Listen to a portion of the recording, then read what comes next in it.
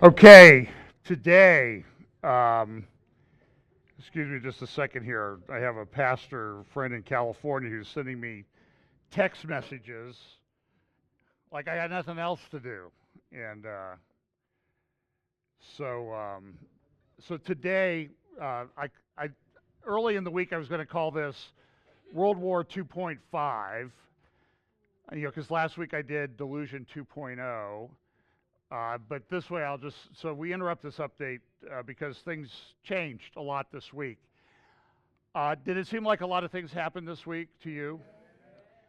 And people suggested that I could go for a long time, and I'm really going to try to keep within the regular time frame, um, because we have volunteers and everything, and people with kids and all that other stuff.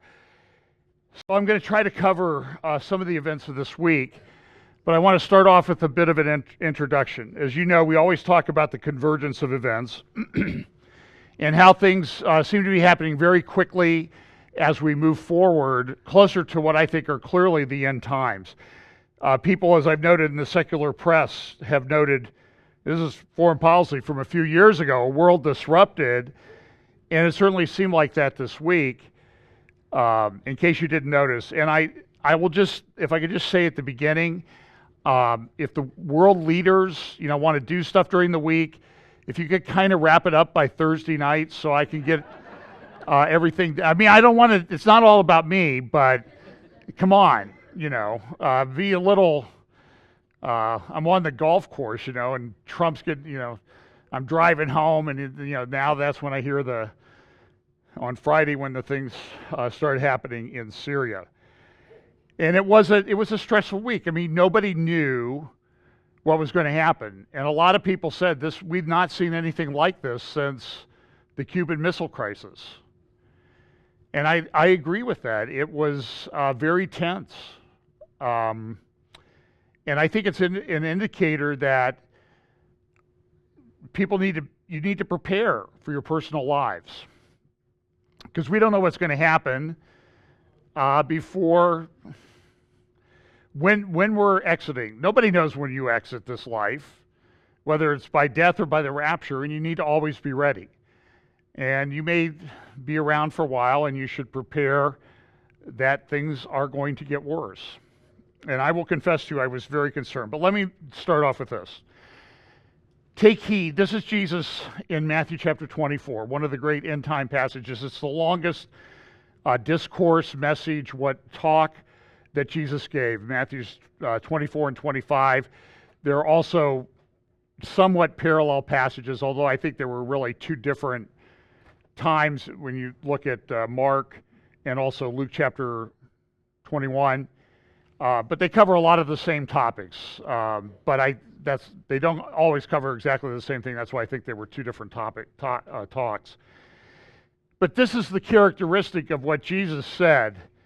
Take heed that no man deceive you, for many shall come in my name, saying, I am Christ, and shall deceive many. And then shall many be offended, verse 10, and shall betray one another, and shall hate one another, and many false prophets shall rise, and shall deceive many. And there are other passages in that Matthew chapter 24 and elsewhere where we are warned about deception. And I will confess to you that this week, the concern that I have about where all of this is going has never been stronger in terms of deception. Every time something happens in the world now, what is the immediate refrain? False flag, it's fake, it's staged, it didn't happen. Now listen, folks, these things really do happen. Not everything is staged, but and people are fighting like, oh, you believe that Assad did this, or you believe that he didn't. You're a fool, and it's insane. And a lot of this is going on in the Christian community, and I'm concerned about it because I think people are being deceived, and I will tell you up front, with regard to the chemical attack that occurred about a week ago in Syria, Oh, let me say, just so I don't want any negative, nasty comments on the YouTube channel. You will be deleted and blocked with pleasure if you do that. What is a claim chemical attack? Now, first of all, I don't know who. I think something happened.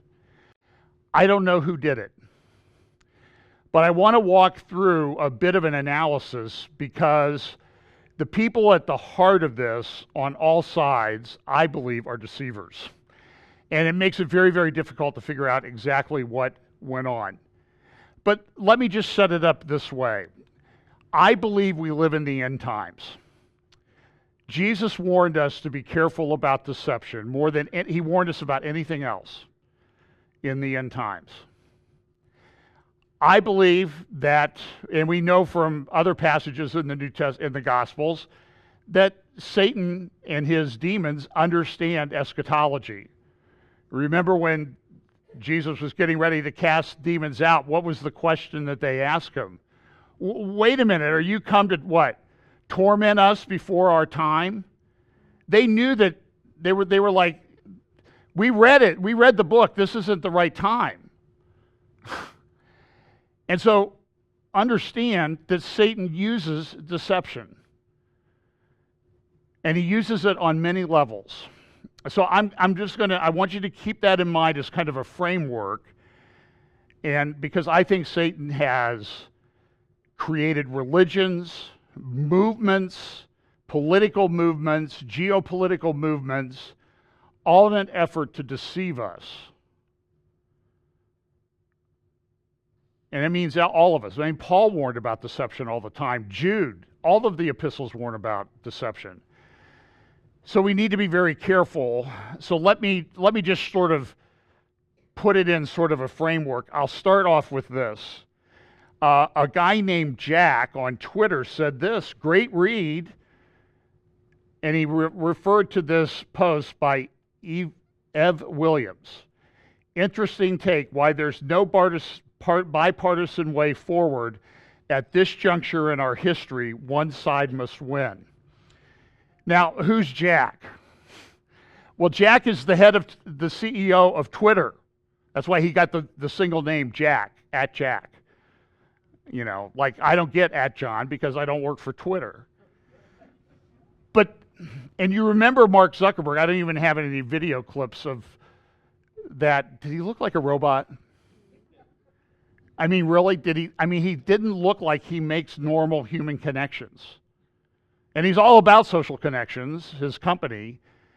But I think he did a pathetic job in testifying in front of the Senate and in the House. But one of the things he mentioned in there was, Senator, you really just don't get it. I think I'm quoting him correctly or paraphrasing him correctly, is that it's a pretty left-wing place out here in Silicon Valley. And it is. I mean, look, we all know this. And so there is this attempt by these people to control our thoughts. When Mike Pompeo, and I don't have this clip either. In fact, I don't have any audio clips this week, except one little one. And it's nobody talking in that one, interestingly enough.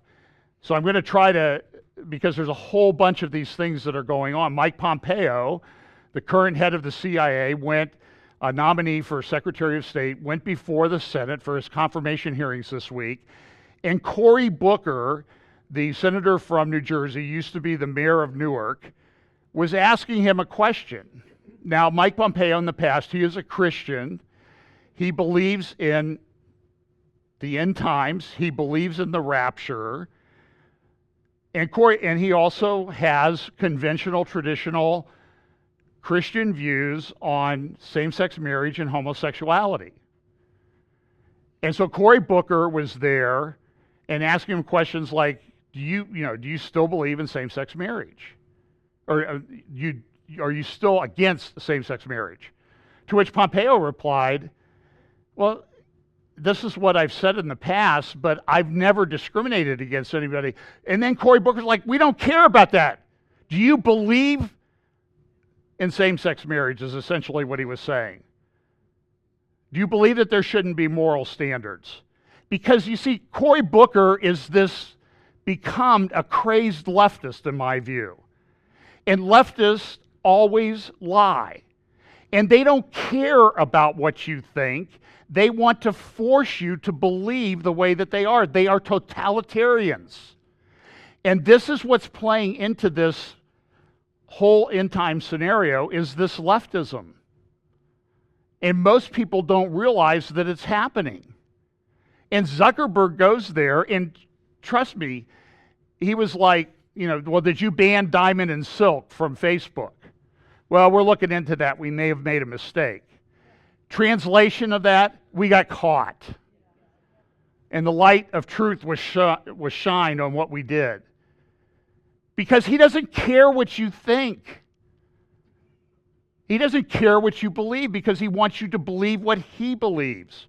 And he has a worldview, he has a religious system, and he is as narrow-minded and totalitarian in his far more than any Christian is. And there are other religions in the world today that follow this. And so now here is the CEO of Twitter, also out in Silicon Valley, saying, hey, here's a great article that you should read by Ev Williams. And Ev Williams puts it up, why there is no bipartisan way forward at this juncture in our history. One side must win. So when people like a conservative like Dennis Prager says, we're in a civil war, people laugh at him. You're a fool, Dennis. You're making it up.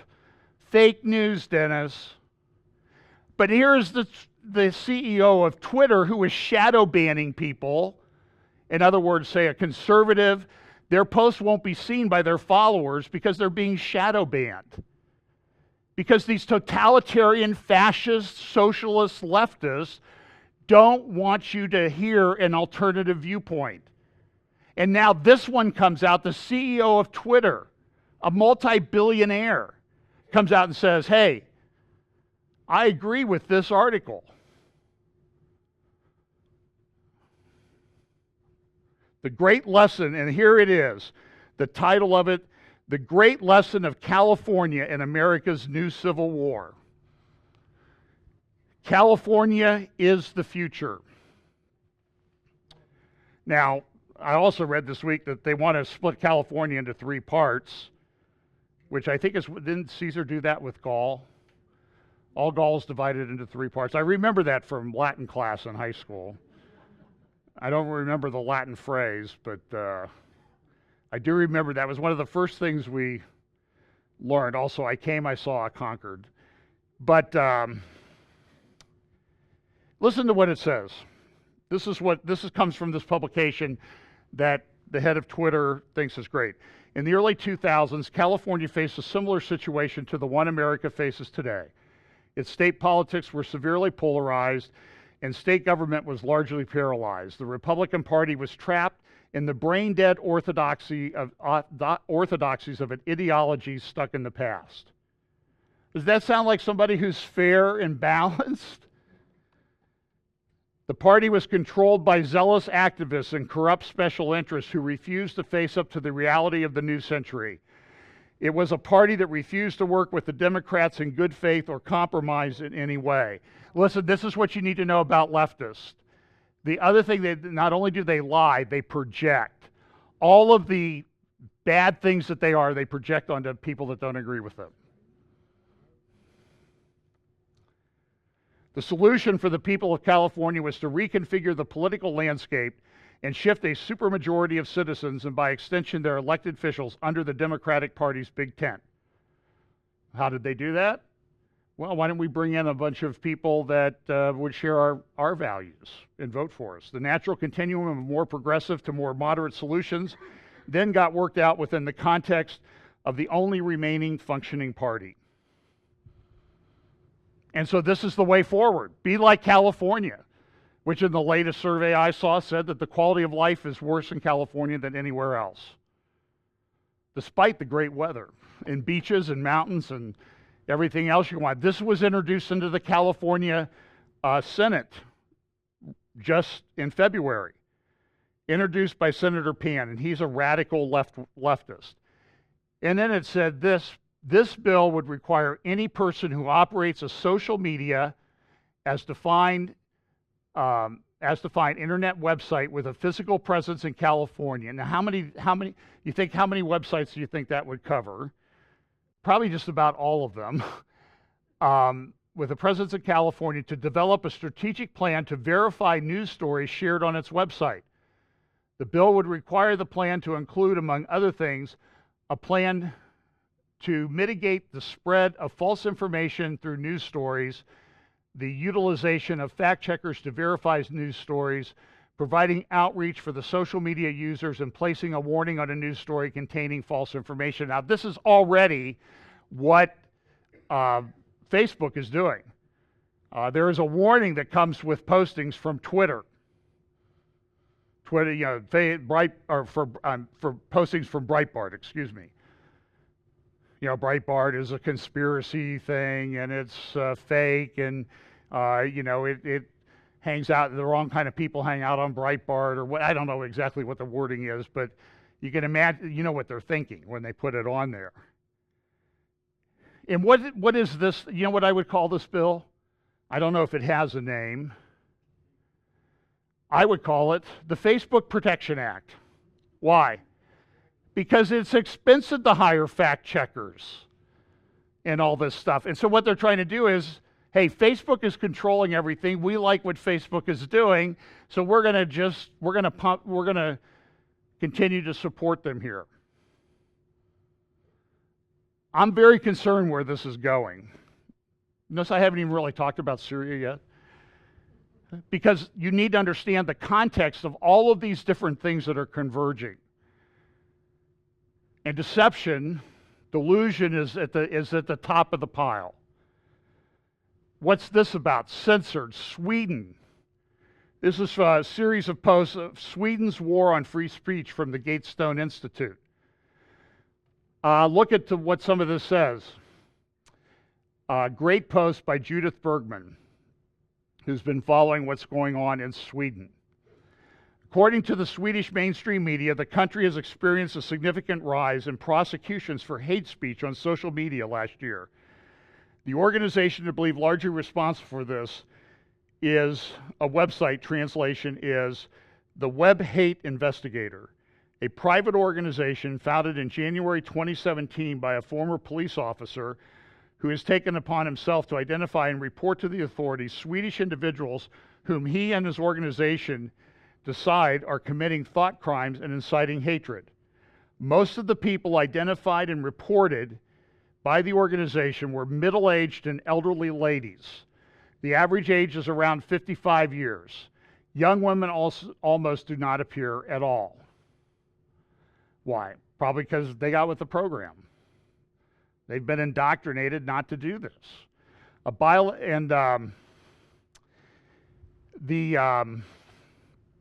The guy that started this was committing cruelty to animals.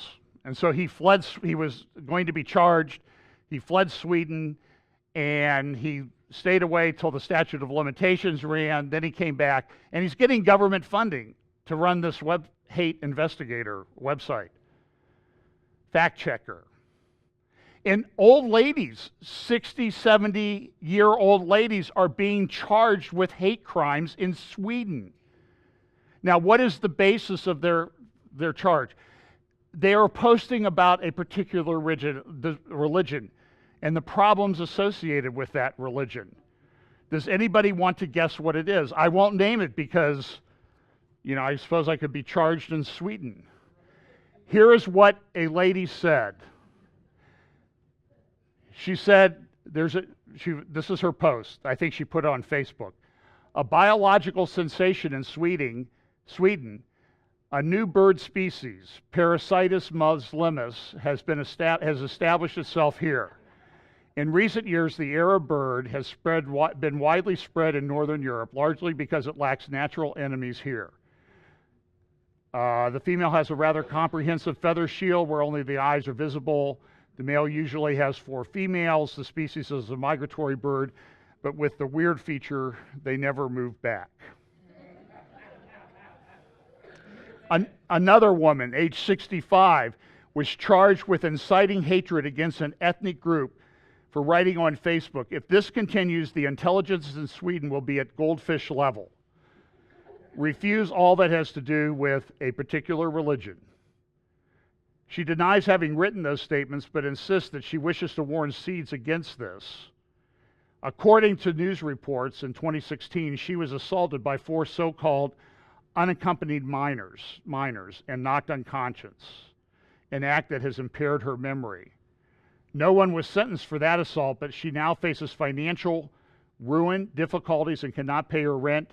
She receives no help from the Swedish state. So far, Christina has reportedly been interrogated 6 times for up to 2 hours each time for her alleged thought crimes, asked about her childhood and whether she was doing drugs. She has no criminal record. She said this: "It is terrible to feel like a dangerous criminal because you write the truth about what's happening in our society while rape is high and criminals go free." It was somebody from this former police officer's website who reported her. She risked being fined or going to jail. Another 71-year-old pensioner is currently on trial for incitement to hatred for asking this question in a Facebook post. They want to send this person to prison. Do you understand how serious this is? Do you understand how far down the road we have gone? The question was this: one can criticize fascism or Nazism, but why not Islam? Why should Islam have any protection status? And they want to send her to prison for that. This is what's coming, my friends.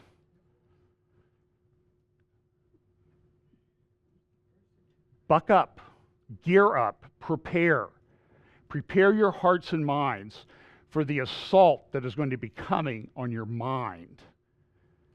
It is very, very serious.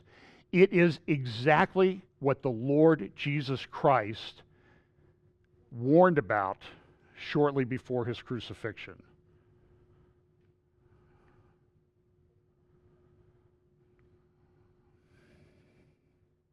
I don't know that I could impress it on anymore. So let's talk about geopolitics. And I shouldn't apologize, but I will.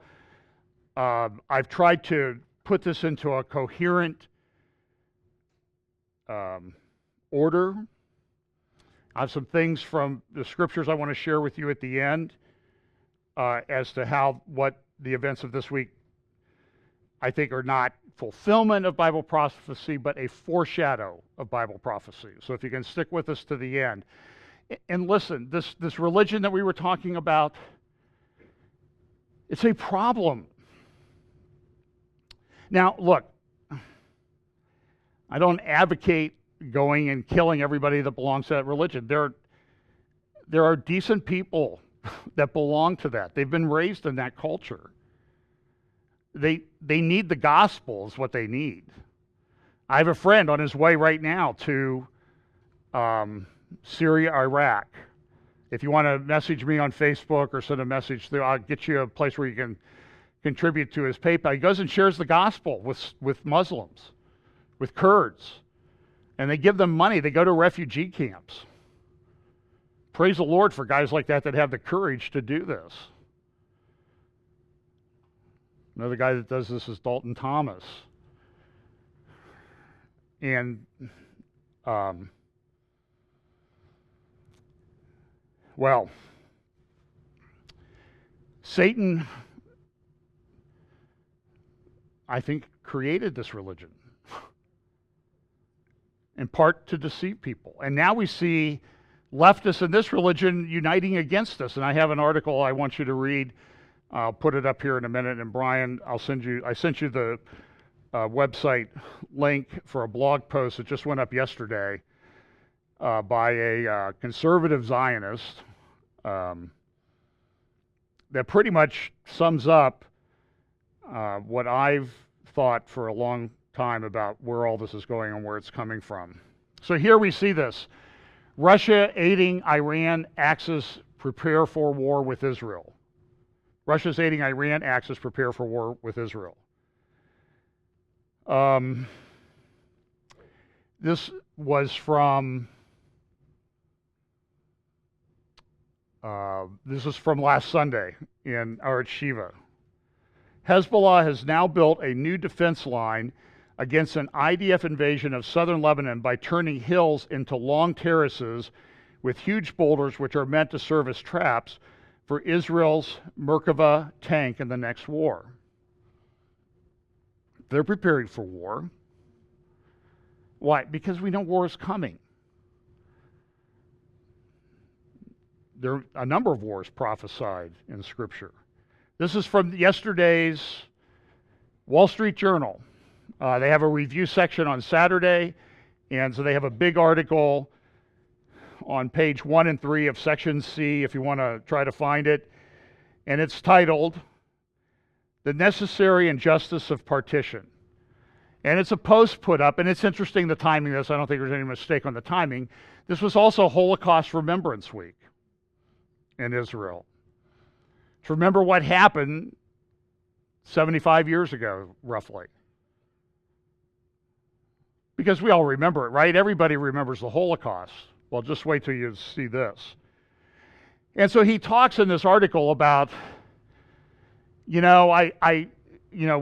had this dream of coming back to Israel, the Jews, for all this time, and it's our land, but there are other people who are claiming this land, and I'm not so sure they have, the historical basis for their claims that we do. And so I did some research on this, and there's a number of clans that came back that now call themselves Palestinians. And in part of my research, I came across this protest, which occurred in 1920. Now, in 1920, this area was referred to by a guy we know as the Hajj Aman el-Husseini. He was the Mufti, the Grand Mufti of Jerusalem. He was appointed by Allenby as the British were pulling back he's the most important Islamic holy man in the Holy Land. There is pretty good evidence, I think, that he is the uncle or cousin of a guy that we knew as Yasser Arafat, an Egyptian, by the way. He referred to the area back in 1920. He called it Palestine, right? Do you think he called it Palestine? He called it southern Syria. And so at this protest, by the way, in 1920, these are Arabs protesting the Jews immigrating to Israel, what is now Israel. And there are two signs there. The sign on the left says, "We resist the Jewish immigration." The sign on the right says, "Palestine is part of Syria." And when they talked about the king of Syria at the time, it was, "Long live the king. That's our king." There was no Palestinian dream there. Until the Jews became established, then they wanted the land. That's the Hajj Aman al-Husseini. I could show you who he went to, very famous leader in Europe that he went to meet with to figure out how to get rid of the Jews. You can guess who that is. People have put that on Facebook. The guy in Germany put the picture, the historical picture. It's all over the internet on his Facebook page, and he was charged with a crime in Germany, where they should know better because of what happened in Germany. Let's see if I have any more here. Hang on. In 1919, Al-Aref edited a Jerusalem-based publication called Southern Syria. At the 1920 riots, Hajj Aman al-Husseini held up a portrait of King Faisal of Syria and showed it to the Jerusalem Arab crowd. "This is your king." The crowd responded, "God save the king." The focus on much of the protest at the time was on the imposed separation of British Mandatory Palestine from Syria, which came under a French mandate. The goal was reunification, not Palestinian independence. This report came out, reported in the Washington Post and the New York Times both. Holocaust Remembrance Day. What's the headline from the Washington Post at the top? "It is like we have regressed 100 years. Report warns of resurgent global anti-Semitism." New York Times headline, "Holocaust is fading from memory," survey finds. And they found out that 2/3 of millennials could not tell them what Auschwitz was. What is the old saying? Those who forget history are doomed to repeat it, right? Is it prophesied in Scripture that there will be a worldwide outpouring of hatred towards the Jews in the end times? The answer is unmistakably yes.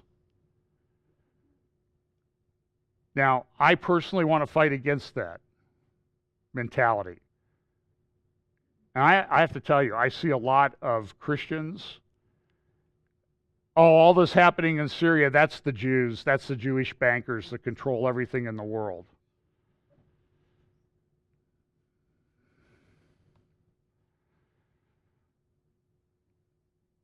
This is from the publisher of the survey. There were over 40,000 camps and ghettos during the Holocaust. 49% of millennials cannot name a single one. 66% don't know Auschwitz. In the Washington Examiner this week, a report, well, I guess it was last week, Israel may be facing a 5-front war. One of the things that this article relates is a website set up by the government of Iran, the first international hourglass festival, claiming and declaration of Quds, Jerusalem, as the capital city of Zionist regime demonstrates their weakness and inability. That's quoting Ayatollah Khamenei. This is on their the Twitter page about the hourglass. What's going through the hourglass? The Star of David. Why? Time is running out for the Jews.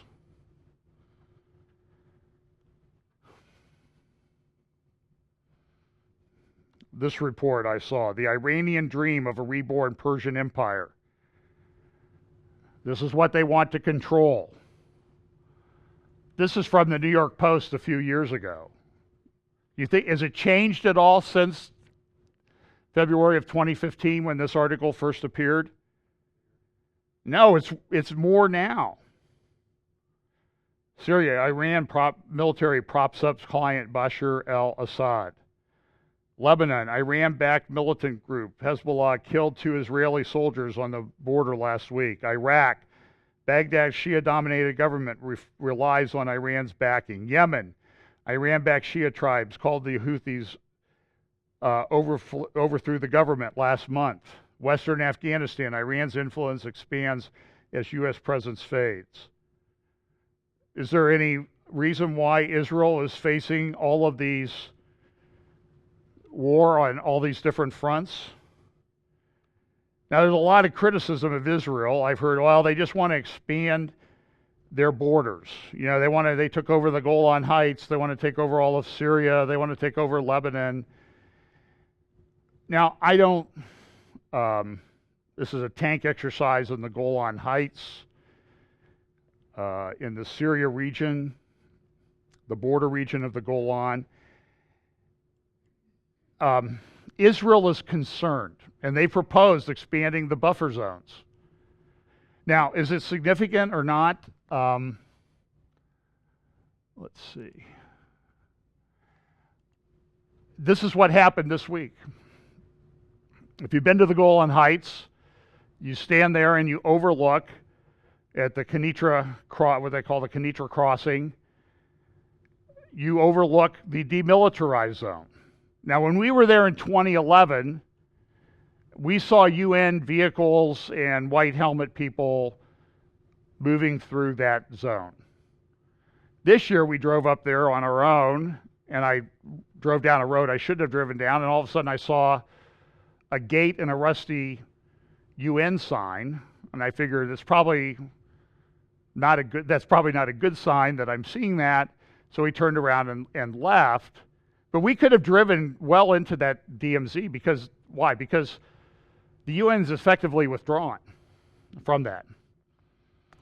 And this week, Assad moved tanks and other military equipment into the demilitarized zone under the guise I'm going to be fighting militants and stuff in this area. And there is a conclave of ISIS-controlled area there right along the southern part of the Golan Heights, just north of Jordan. It would be in, let's see here, in this area right down here. This is the Sea of Galilee. So in this area right here, this is, when you look at the maps, it's ISIS-controlled. So Assad's moving on into this area that Israel has said is kind of, you better not move into there or we're going to do something. They're being provoked. Here's a good, this is better. So this area, this is Jordan border right here, and this is the Golan Heights. So it's right in this area that ISIS controls it.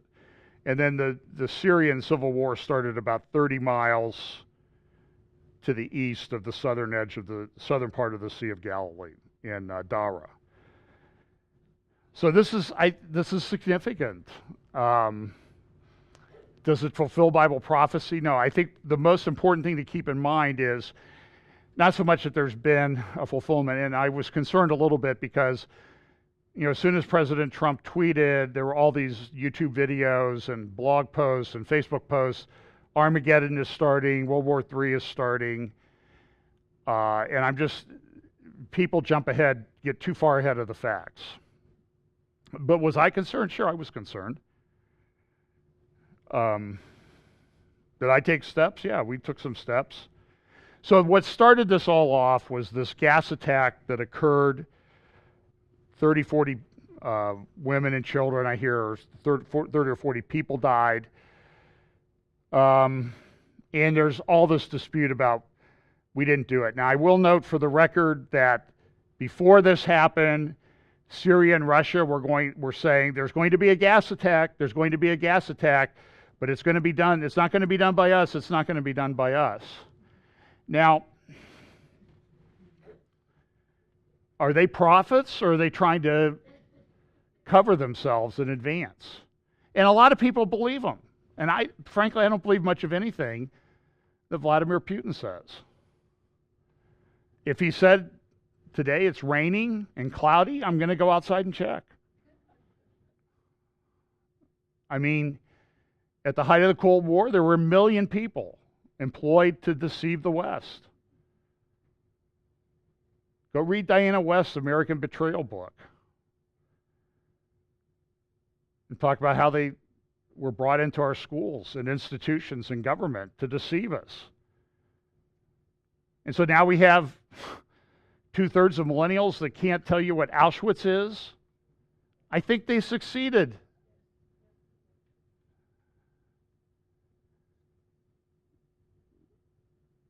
I mean, how long would it take to turn it around if you could turn it around? I don't know. So the response of Israel, now Israel has really not really, I don't think, officially come out. They've expressed concerns about the gas attack. But what they did was they went up to the T4 base, which is in central Syria, to the east of the town of Homs, and they bombed this military base. They targeted it because there was something going on at that base. And I don't know exactly what was going on that base. I suspect that you kind of have to piece things together. So we get the announcement that, well, Israel's never admitted attacking the base. But the U.S. didn't do it. There's no indication that the U.S. did it. Syria came out immediately and said, well, that's the U.S. doing it. And we said, no, we didn't. And then the news kind of filtered out that Israel had done it. And in a departure from their usual procedure, they told the U.S. about it, but they didn't tell Russia about it. And they attacked the base, I think with missiles, missiles shot from jets. So a lot of destruction. Reports are that there were maybe somewhere in the order of 10 Iranians killed at the facility.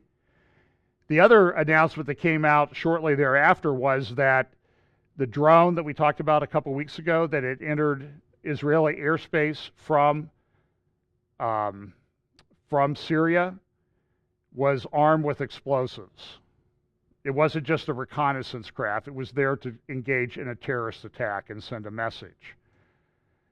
And it was traced, I believe I'm correct on this, but if I'm wrong, I'm sure you'll let me know, that they attacked this airbase in response to the drone, the same one that they attacked this week, because they had more intel as to what was going on there. So they attacked that site. Iran has responded, I don't even remember when this was Israeli cities to flatten in case of attack on Hezbollah, Iranian cleric warns. Here's a picture of some of the destruction that occurred from the attack on the T4 airbase. Now, the hot topic of discussion is, did Assad do this chemical attack? Why would he do it? What possible good could come from Assad doing this attack? And Assad loves Christians, and he's nice to Christians, and, we would rather have him back than have ISIS run the place. And if I lived there, I would agree with it too. So my response to those questions is Assad has no motive for doing this. You can go to city after city, town after town, village after village, through Syria, parts of Syria, through the Sunni parts of Syria to be more specific, and you will see this. And so the only question I would ask is, who did that? Who has the air ability and helicopters to drop barrel bombs and destroy block after block after block, city after city, town after town? The Syrian government does. The rebels, as far as I know, don't have an air force. This is not done by shelling. This is done by heavy from-the-air bombardment. And so my only question is, and whether Assad thought he had a reason to do it or not, I mean, look, he wants to keep his country together. He's the head of a country, so it's a war. I mean, there's no doubt about it. What the old say, all's fair in love and war, right? But I'm just saying, is the guy who did that capable of gassing civilians? I mean, is it just a possibility? Are you even willing to consider it? Or do you take Vladimir Putin at his word? We had nothing to do with it. I mean, I could go for hours showing you pictures and drone footage of this destruction in Syria. So I'm going to suggest to you this article from Defense One that I found this week. The logic of Assad's brutality. Now, by the way, the editorial cartoon picture on the right was not part of the article. It's one that I found, and I think it kind of, you need an Iranian flag, an IV bag with Iranian flag on it, or Iranian colors too, in addition to the ones there. I mean, look at what's happened in Syria. This is Aleppo in 2012, 6 years ago. These are night pictures. This is Aleppo last year. What happened to Aleppo? Well, there's people, listen, General Breedlove, who was the Supreme Commander of NATO, back, I think, 2 or 3 years ago, I played a clip of him. in my update, and he said, look, what it looks to us is they were bombing these cities to get people to leave. What happened? The Sunnis left. Where did they go? In large part, Europe. And so what's the result of that? Now we have speech codes and hate crime, little old ladies being put in jail, threatened with jail, interrogated for hours over 6 different times because they criticize the people who've ended up in Sweden or elsewhere. Here is, this is Damascus.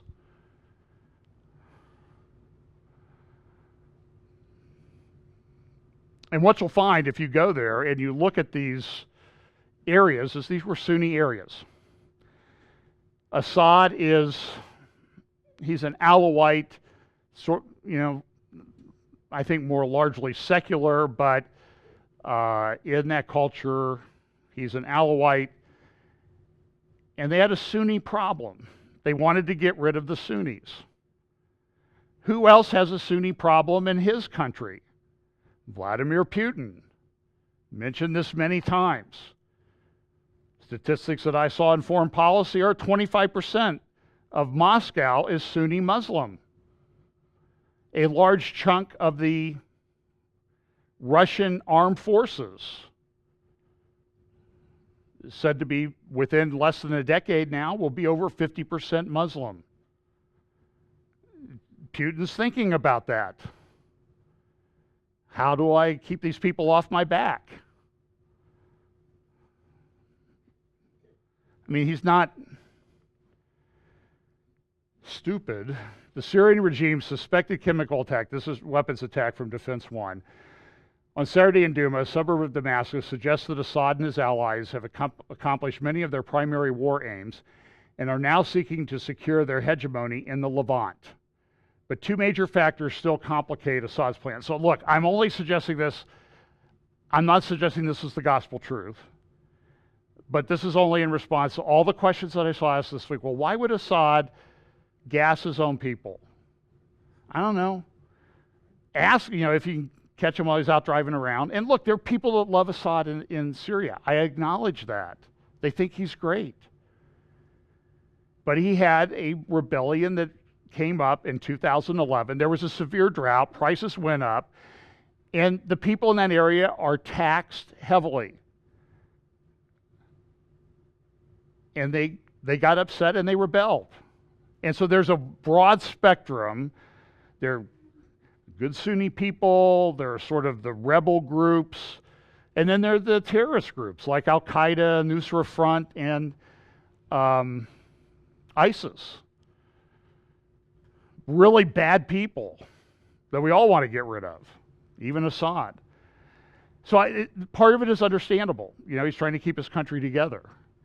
But, the country's kind of cobbled together, and it was always probably going to end up this way, I think. One is Syria's population reason, which to this day includes rebels who will fight to the death, and civilians who nonviolently but fundamentally reject his violent totalitarian rule. The second is President Donald Trump, who has expressed a determination to pull out of Syria entirely, but at the same time has demonstrated a revulsion at Assad's use of chemical weapons. Assad has already unraveled the global taboo against chemical weapons. This is what their explanation of what he's thinking. In the process, exposing the incoherence of the international community. Syria has exposed the international liberal order as a convenient illusion. Western bromides have never again meant nothing when a determined dictator with heavy international backers, who? Iran, who? Russia, who got a bunch of cash from the American government? Iran. Have they used it to build hospitals and schools in Iran? I don't think so. So why now? This latest attack in Ghouta, if it holds to the pattern, makes perfect sense in the calculus of Assad, Vladimir Putin, and Iran's supreme leader, Ayatollah Ali Khamenei. The successful trio wants first and foremost to subdue the remaining rebels in Syria. There's still some people living there, so there's stragglers. What do you do with stragglers? I mean, they've been bombed into submission. They haven't left yet. The successful trio wants first and foremost to subdue the remaining rebels in Syria with an eye towards several million people remaining in rebel-held Idlib province. A particularly heinous death for the holdouts in Ghouta, according to this military logic, might discourage the rebels in Idlib from fighting to the bitter end. Equally important, however, is the desire to corral Trump, as Syria, Russia, and Iran did to his predecessor, Barack Obama. More about that in just a moment. The one result of the Trump's confusing Syria policy is that Assad and his backers can't quite be sure what America is planning, a pullout or a pushback. Hence, another chemical attack which will test the range of America's response and perhaps will paint Trump into the same corner where Obama's Syria policy languished. For Assad, there is utility in such a feint and no real risk. And so what did we do? We bombed. The reports were that, at least what I've seen, is that the Russians were told, for days they were told, we're going to get you, coming after your chemical sites, and they bombed these buildings, which I believe were largely empty. Assad has learned his lessons since 2013. By the way, his father gassed 30,000, roughly 30,000 of his people. Oh yeah, and the other thing is, why would Assad do this to his own people? That's the question. Quote, his own people. It's the wrong question. He doesn't consider them his own people. You need to understand that.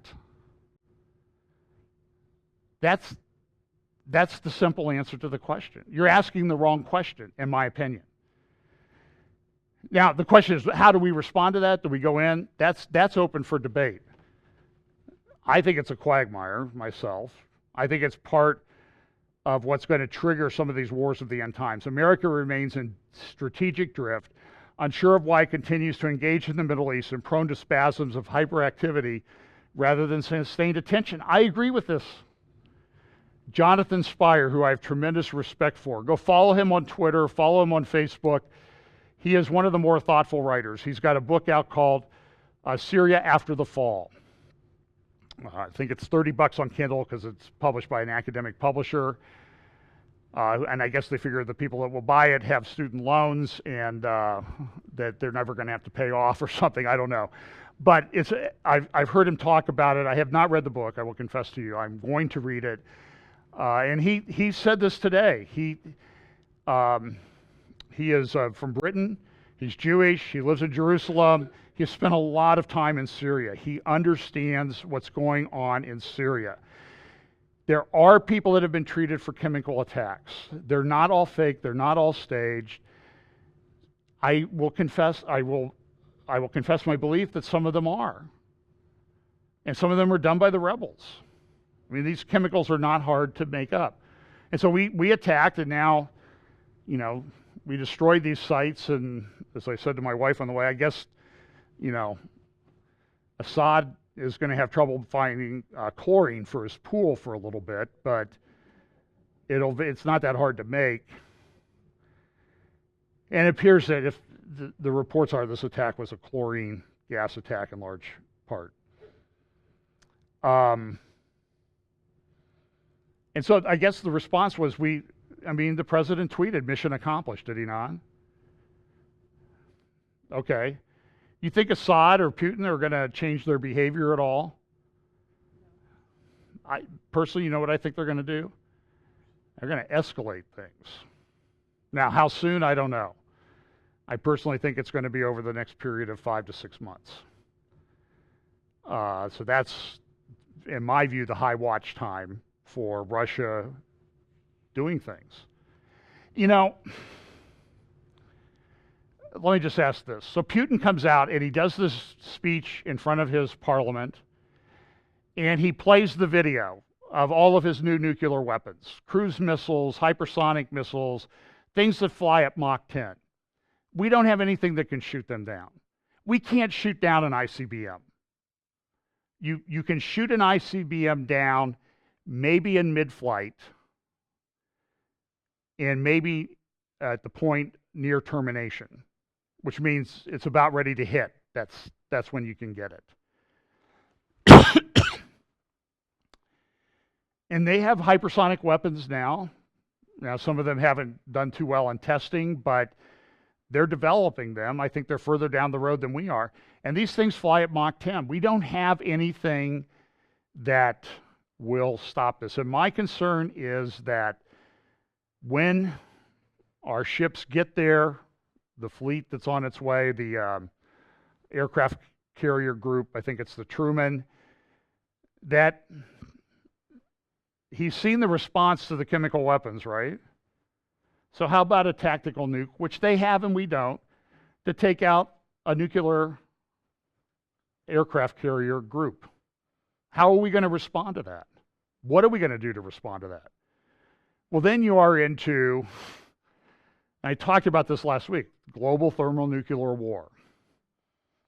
Because we really only can respond with ICBMs. Do you think Putin's going to sit there and do nothing if we launch ICBMs at Russia?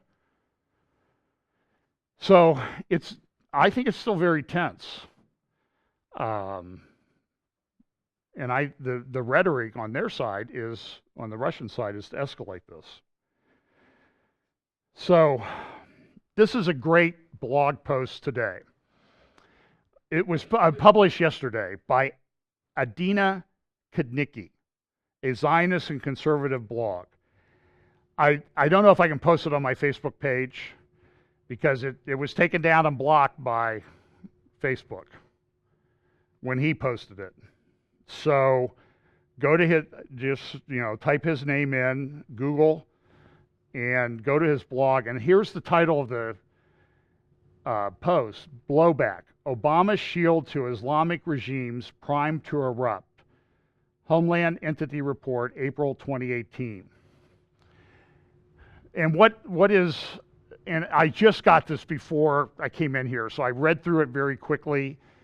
So I'm going to give you my summary from a quick read through. What does he say? He says that a lot of this problem we have now was set up by Obama. What have I been saying all along? This is why I like it, because I like it when people agree with me, or I find some support for it, so I'm not hanging out there all along. And my question is, look, Obama triggered all of this with that speech in Cairo in June of 2009. And I know you attended the Bible study the church I was doing it at the time. I talked about that speech that Sunday.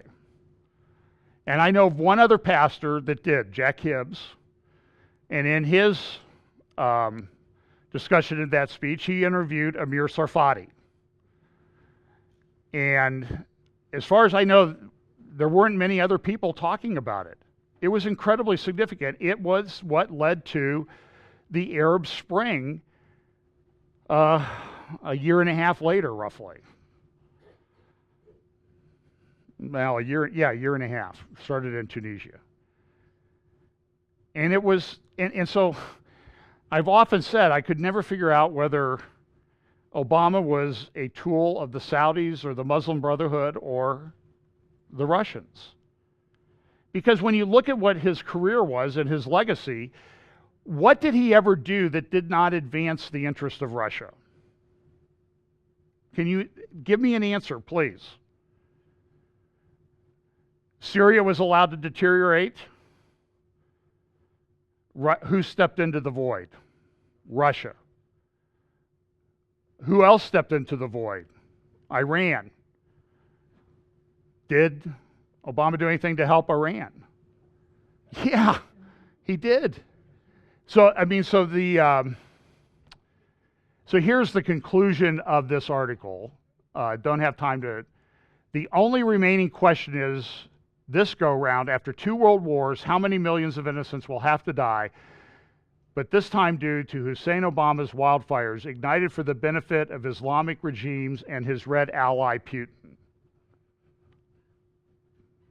It's a question very few will ask, and remember I've talked about the Red-Green Alliance? And so I do think this plays into this final beast empire that's coming. So the response to some of this was the Russian stock market had a big nosedive. Again, I mentioned Jonathan Spire. You should go. I talked about this back in November when it came up. So the Sunday after November 18th, I think I talked about this land bridge that's being built, now I think exists. from Iran to the Golan. And Jonathan Spire wrote a very good article about this. And I'm trying to remember where that article was. Well, I don't have time to go through it. So the response was, the newspapers were filled with this gas attack, what had happened. It was criticized as heinous. And so then this was the headlines in the Times of London the other day. Biggest task force since Iraq on course for Syria. Showing, I think, a picture of the Truman on the front page. And so we know that Friday night this missile attack was launched. I've heard 160 cruise missiles. This is a little video on the right there of some of the missiles hitting in Damascus, attacking a scientific research facility.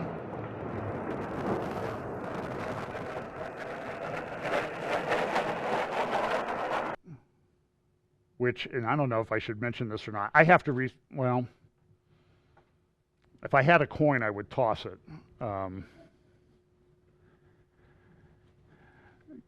Quick research shared with me this morning indicates that this scientific research facility in Damascus has ties to an international agency on whom the board consists and includes members like Ted Turner, Warren Buffett, and Edmund G. Brown, Jerry Brown, the governor of California, among others.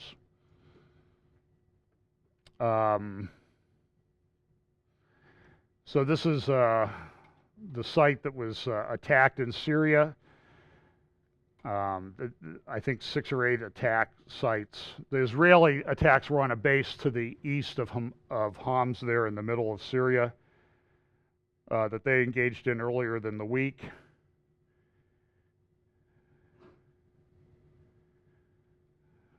So, this is President Trump this morning, or yesterday, tweeting yesterday morning, Israel fully supports what we did. They haven't really had a lot to say. This is from the Times of Israel this morning, satellite photographs showing before and after of the attacks. Here's my usual weekly slide of Hebron and my disclaimer that I'll get to that next week for sure. So, what does this mean prophetically? It's not the fulfillment of Bible prophecy, but I think it is showing the alignment of the nations that is predicted in a number of scriptures. Things that will happen in the end times. Of course, we know Ezekiel 38 and 39. And then Isaiah 17. Just so you know, this is the land of Israel. This is the tribal division of the land of Israel. I will be focusing. There are two main tribes that I think you should learn. This is the tribe of Manasseh, is this purple area here. It includes Shiloh, which is where the tabernacle stood. Manasseh was one of the sons of Joseph. And I'm sorry, it includes Shechem. It includes Shechem, and that's where Joseph's tomb is. So it's no surprise that Joseph was buried in the tribal area that his son was given when they came into the land. And then there is also, of course, this big yellow area is Judah. Simeon had area in the middle here. This is Benjamin. This is Ephraim, or Ephraim, depending on whoever is mispronouncing it. And Ephraim is where Shiloh is. There's Judah, there's Benjamin. By the way, in Benjamin, I mentioned this, we'll talk more about this. It's a fascinating thing at Jerusalem. A lot of people don't even know about Gibeah. This is the homeland, the place where Saul was from. And today you go there and this building stands on top of Gibeah, one of the most prominent high places around Jerusalem. And that's the palace of King Hussein. It was being built in 1967. They had the Six-Day War, and they stopped. And it's 50 years later, now 51 years, it's still standing there. And a lot, it's always interesting how these things go. It's like, well, how did they lose the location of that? And the answer is because people don't study history, right? So there's this thing that's been up there for 50 years, and people just like, well, if they're ever going to finish that building, I wonder what that is. And when you study it, Hussein was building his palace there. Why? Because the first king of Israel I'm on top of him. I built on top of his homeland, his home, because I'm in charge now. That's what the message is that's being sent in that culture. Ephraim, Shiloh, where the tabernacle stood. The tabernacle was in this area over here. And 3 years ago, in 2015, archaeologists, we found Shiloh Tabernacle. The findings to be displayed this week include hewn holes in which wooden beams could have been placed. And Pam and I were there last May, and we stood there, and you can see the places where they put the beams to hold up the tent, the tabernacle.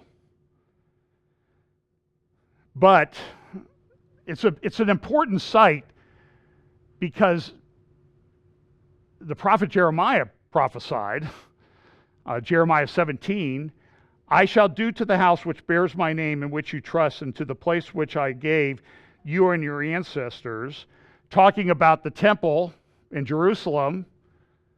And he concludes in Jeremiah 7:14, just what I did to Shiloh. Shiloh was destroyed.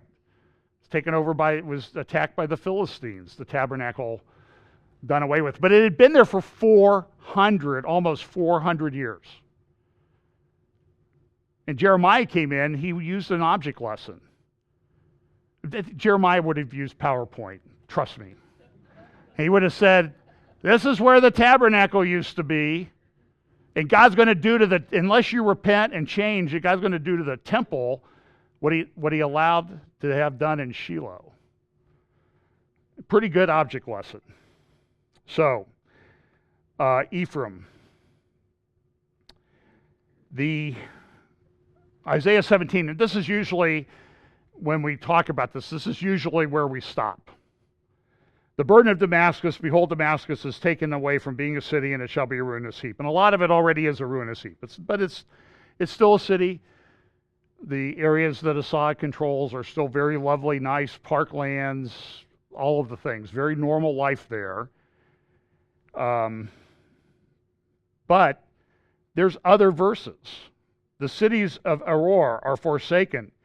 They shall be for flocks which lie down, and none shall make them afraid. Now, if this is a prophecy about the end times, it's part of a whole piece, and I think it is. And there are people that dispute that. I think Mark Hitchcock thinks that this has already been fulfilled, and he's a pretty good Bible teacher. But the cities of Aroer, there's some questions where I think that's in the region around Damascus. And I've shown you pictures and drones the last few weeks of destroyed cities around there. And what does this passage say? The cities of Aroer, in part of this destruction of Damascus, it will say the cities of Aroer are forsaken. And you go through these cities now, there's still some stragglers. They're empty. Over half of the Syrian people don't live where they lived 7 years ago. 10.5 million people. Columbus area, what do we got? So let's say 2 million people in the metro area. Do you think 1 million people being gone 7 years from now would be noticed by people? People would be wondering what's going on. Then there's this passage about Ephraim. The fortress shall also cease from Ephraim, and the kingdom from Damascus, the remnant of Syria, they shall be as the glory of the children of Israel, saith the Lord of hosts. They're going to be taken. Now, the question is, what's the fortress of Ephraim? I believe, had some talks with some friends about this, I believe that Ephraim Ephraim often referred to the whole northern kingdom because it was sort of like the lead tribe of the northern kingdom of Israel.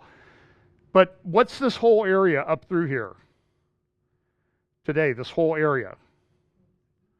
It's called what? The West Bank.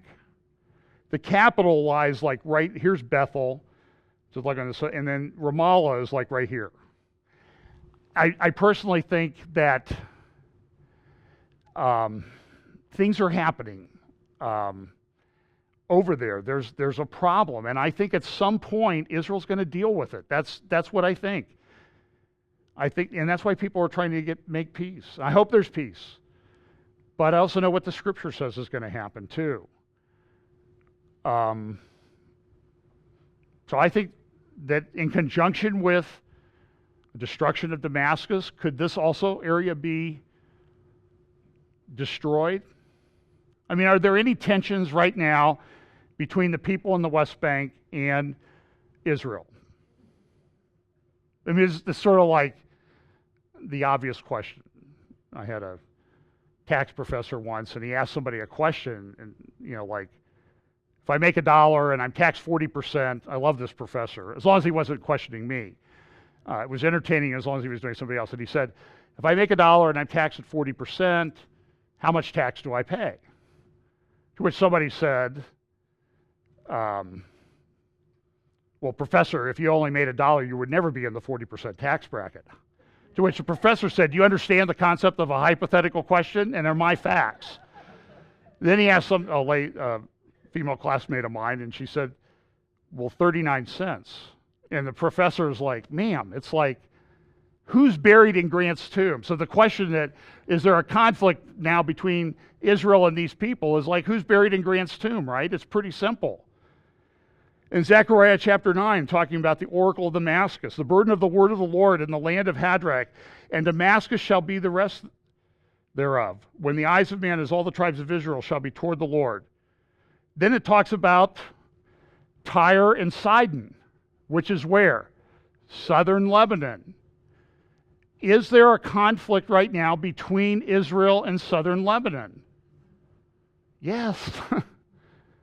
Now, have these prophecies been fulfilled yet? No. But my point is, they are being aligned to be fulfilled in what could be very short order. Here's this question. Ashkelon shall see it and fear. Gaza also shall see it and be very sorrowful. Zechariah 9, verse 5. And Ekron. And the king shall perish from Gaza, and Ashkelon shall not be inhabited.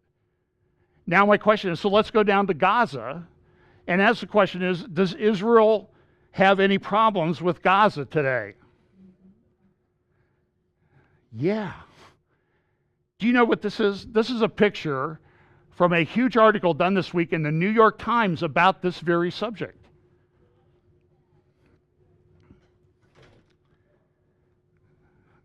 Gaza. They just found the largest, longest, deepest tunnel in the northern Gaza Strip that they just destroyed just within the last couple of days, the last 48 hours.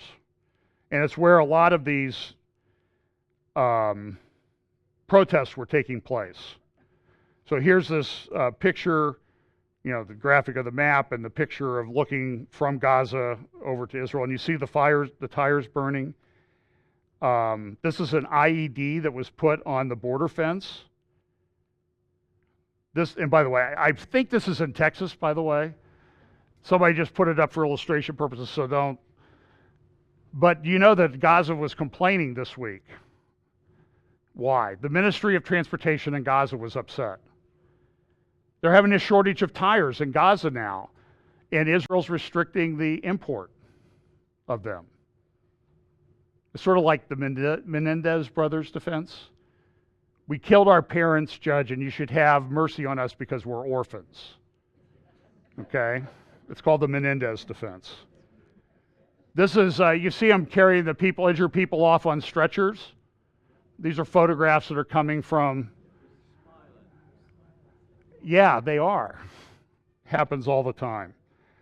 The Palestinian journalist, what flag is he being buried in? That's the Hamas flag. This is the Hamas contingent with a memorial to this journalist. Now, Daniel, just let me say, I'll finish up in about 3 minutes here. There are about 18 teachings out of this passage, out of the stuff I've talked about today, I think. Daniel chapter 11, and this is where I think it might be significant from a prophetic standpoint, from a prophetic foreshadowing standpoint, what's going on. And there's a dispute about Daniel 11. A lot of people think that Daniel 11 up to verse 36 is history, prophecy fulfilled in history. It was a prophecy when it was given. It was fulfilled under the different kingdoms that came, and Antiochus Epiphanes, or Epiphanes, however you want to mispronounce it, who committed the abomination of desolation at the time of the Maccabees, led to the Maccabean revolt, desecrated the temple. So a lot of people say, well, that the first 35 verses of Daniel are history, of prophecy that's already been fulfilled. And then the only thing that needs to be fulfilled then is 36 through 45. It talks about the Antichrist. The question is, what about these? I think the whole thing might be a prophecy. Some of it's been fulfilled. We know prophecy's been fulfilled. But the 21 through 35, I think, relates in a large part towards the coming Antichrist. And we know from Scripture, for example, in Daniel chapter 2, we have this, the statue, this stone cut out without hands hits the statue and it collapses. And we have a tendency to say, well, these first four kingdoms are all history, and they have nothing to do with prophecy. But it says, in the days of these kings that have just been described in the statue, the days of these kings, shall the God of heaven set up a new kingdom which shall never be destroyed, and the kingdom shall not be left to other people, but it shall break in pieces and consume all these kingdoms, and it shall stand forever. That's not been fulfilled yet. So you understand it's difficult, and there's a lot of controversy out there, and that's why I tend not to be too dogmatic on when we go through these prophetic scriptures saying, oh, well, that could never happen. That would never happen. Israel would never have anything. They would never, follow after an Islamic guy, right? If people all over the place in our country, too, falling all over this Saudi crown prince. Can't happen? Okay. It is happening. How about that? So, but, we'll see how this, I think we'll see how this unfolds. In, let's see, there was also one other verse that I wanted to read.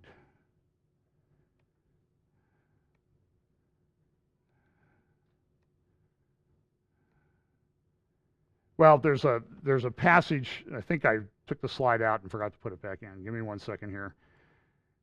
We're almost done, but Daniel chapter 8.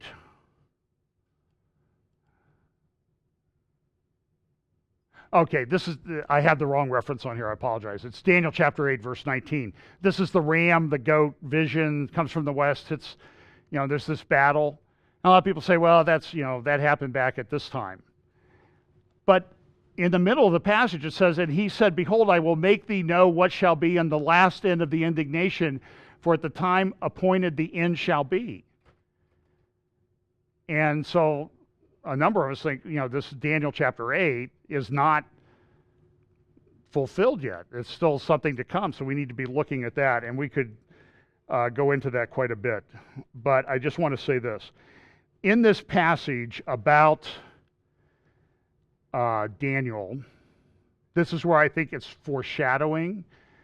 It talks about the fact that the Antichrist, and Jesus makes reference to when you see the abomination in Matthew chapter 24, when you see the abomination of desolation spoken of by Daniel the prophet, flee, right? So you go to these passages, and the abomination of desolation is talked about in Daniel verse 31. And I think it's clearly a reference to the Antichrist. It's quoted again in Daniel chapter 12. It's tied to the last 3.5 years of the 70th week of Daniel. I think there it talks about 1,290 days. So, but what it talks about in Daniel chapter, hang on here, verse 30, just before the abomination of desolation. For the ships of Chittim shall come against him. Therefore he shall be grieved and returned and have indignation against the holy covenant. So he shall do. He shall ever even return and have intelligence with them that forsake the holy covenant. Now, I don't think this was fulfilled. I want you to understand that. But I just think are things set up so that this could happen? Because Chittim was where? Relative to the land of Israel. And north of Israel is Syria. Where was Chittim? Chittim was to the west, right? And so what did we see? I showed you earlier the headline. Biggest task force since Iraq on course for Syria. And then this graphic, I don't remember where I got it from. What do you see? Ships coming from the west against this area. So I'm only saying is that it certainly is a time to be aware of these passages, because we do see things speeding up. So really what we need to do, there's more indication that, like my friend going to Iraq and the Kurdish areas, sharing the gospel, we need to be doing more of that. So let's pray. Father, thanks so much for your word. Thanks for your prophecy. Pray that you'll be with us this week and that you will give us opportunities to share the gospel. And we pray, Lord, that your Son will return and bring peace to the earth that it so desperately desires and needs. In Jesus' name, amen.